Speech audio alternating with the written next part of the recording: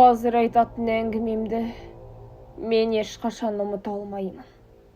Өйткені сол түннен бастап мен әрдайым түнде 3-тен 33 кеткенде ұйқымнан тұрып кете беремін. Мен оның себебін әлі түсіне алмадым.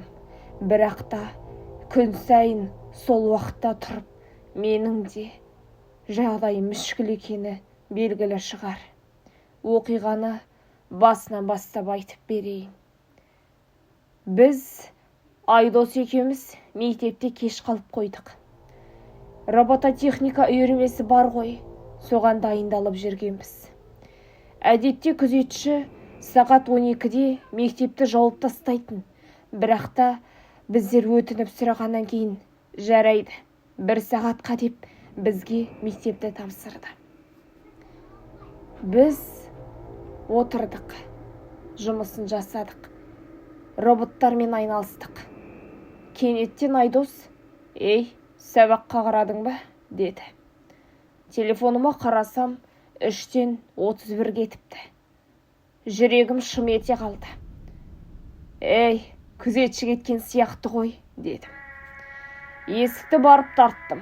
Жабық, қатты, темірдей қатты. Ашу мүмкін болмады. Сол кезде мектептің іші біртүрлі болып кетті. Үндемей қалды. Тып-тыныш. Жарық жыпылықтай бастады. Бір өшті, бір жанды. Сол сәтте қоңырау өздігінен соғыла кетті.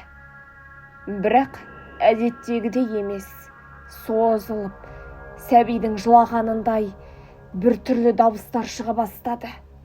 Телефонымдағы сағат ауысып кетті. Сағат 3-тен 33 кетті. Айдос екеуміз бір-бірімізге қарап қатып қалдық. Сосын дәліздің соңынан деген дыбыс естілді.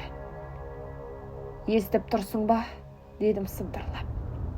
«Иә, біреу артымыздан келе жатыр», деді ол. Жарық өшіп, тек бір сыныптан ғана жарық көрінді. Біздер сол сыныпқа кірдік.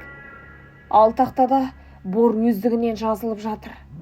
Ол жерде «Сендер кешіктіңдер» деген жазу болды. Мен дірілдеп кеттім. Сынып есігі өздігінен жабылып қалды. Партаның астынан бір ұсқынсыз көлеңке жылжып шықты. Беті жоқ, тек қап-қара. «Біз де солай қалғанбыз», деді ол.